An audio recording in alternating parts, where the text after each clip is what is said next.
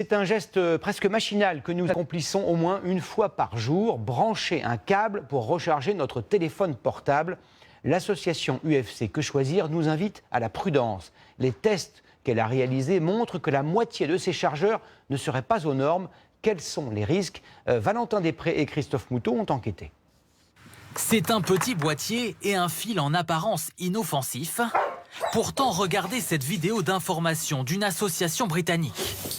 En une seconde, le chargeur de téléphone s'embrase. Sur Internet, les témoignages se multiplient, photos à l'appui.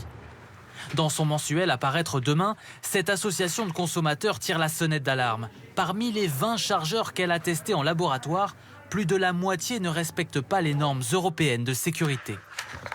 Ceux-là sont carrément dangereux, c'est-à-dire que là, ils sont fabriqués vraiment à la va-vite, n'importe comment, les composants sont assemblés trop près, ou alors le port USB là, peut être ce qu'on appelle vivant, c'est-à-dire que le jus passe par là. Donc il suffit que le chargeur reste branché au secteur, et là, on a de l'électricité qui passe. Donc c'est quand même assez dangereux. Des modèles pour la plupart bas de gamme, importés de Chine sans aucun contrôle et vendus à très bas prix sur Internet.